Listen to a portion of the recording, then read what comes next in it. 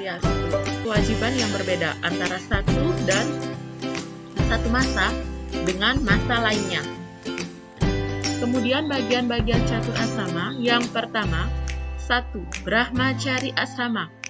Yang kedua, Grahasta. Ketiga, Wanaprastha. Dan yang keempat terakhir, Biksuka atau Sanyasin.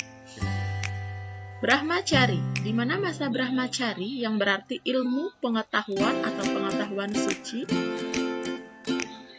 Jadi Brahmacari adalah tingkatan hidup bagi orang-orang yang sedang menuntut ilmu pengetahuan. Kemudian Brahmacari dibagi menjadi 3 golongan.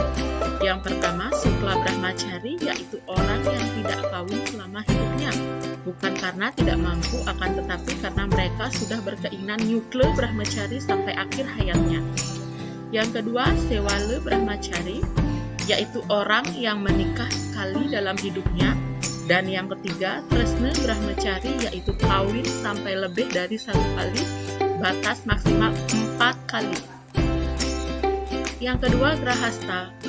Dari kata graha yang berarti rumah atau tangga, yang terdiri dari yang berarti membina rumah tangga sejak kawin, di mana kehidupan masa Grahasta dapat dilaksanakan apabila keadaan fisik maupun psikis sudah dewasa dan bekal pengetahuan sudah cukup memadai.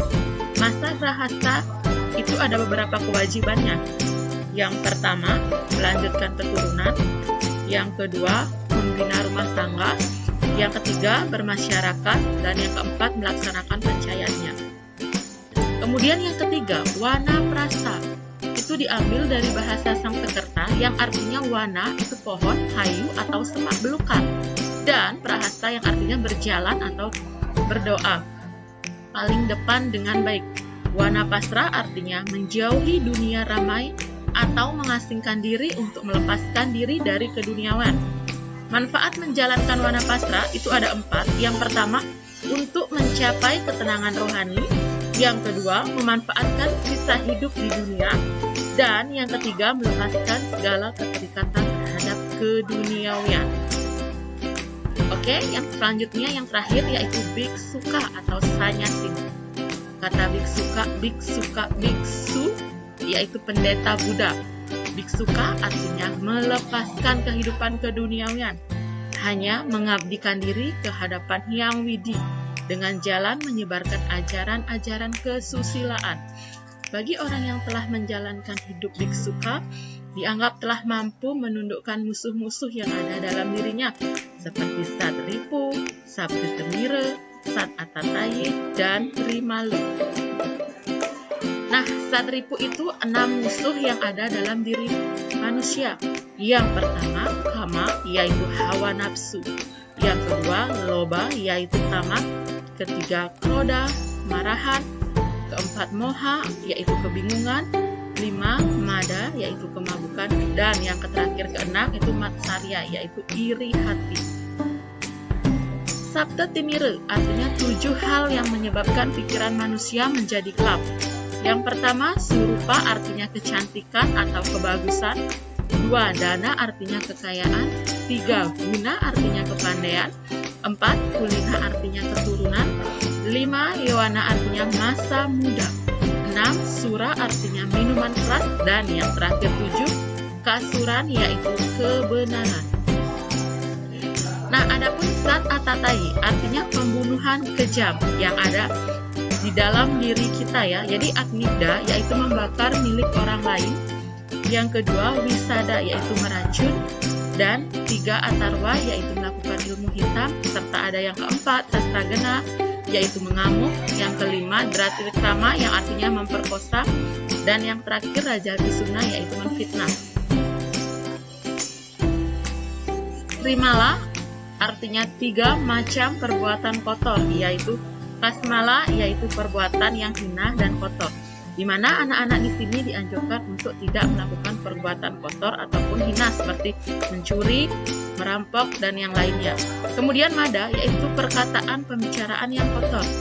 Jadi anak-anak bisa menilai bagaimana keseharian kalian dengan khususnya di sekolah agar tidak membicarakan hal-hal yang kotor seperti tidak berucap hal-hal yang menyakiti ataupun yang membuat hati teman ataupun yang lainnya merasa tersinggung. Jadi dianjurkan untuk tidak berkata kotor, sehingga di mada itu yaitu pembicaraan yang kotor. Jadi anak-anak diharapkan istilah Bali itu dilarang memiso seperti itu ya. Kemudian moha, yaitu pikiran yang curang dan angkuh. Anak-anak tidak boleh memiliki pikiran yang curang dan angkuh, di mana di kehidupan sehari-hari banyak sekali terjadinya hal seperti itu. Sehingga di dalam pembelajaran catur asrama ini sangat penting, khususnya nanti di sekolah, di lingkungan ataupun di tempat tinggal kalian, anak-anak diharapkan tidak memiliki pikiran yang curang dan angkuh. Oke, jadi setelah menyimak pembelajaran hari ini, tentunya pasti ada yang namanya evaluasi, di mana anak-anak akan diajak untuk ikut berpikir setelah mendengarkan penjelasan dari Ibu tadi. Yang pertama itu ada apa definisi catur asrama. Definisi itu sama seperti pengertian. Yang kedua, sebutkan bagian-bagian dari catur asrama.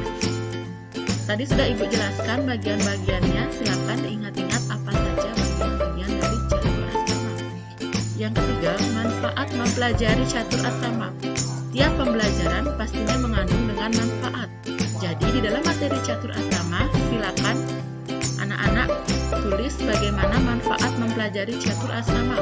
Yang keempat, hal apa yang menarik dari pembelajaran catur asrama. Silakan ditulis hal apa yang menarik dari pembelajaran catur asrama. Kemudian yang terakhir, yang kelima, apa yang terjadi jika catur asrama tidak diterapkan. Dalam kehidupan ini, bagaimana jika catur asrama ya, yang 4 jenjang itu tidak diterapkan, apa yang terjadi? Baik, sekian pembelajaran hari ini.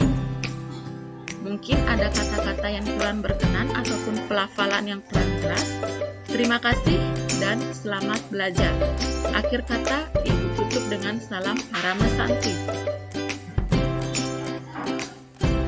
Om Santi, Santi, Santi, Om.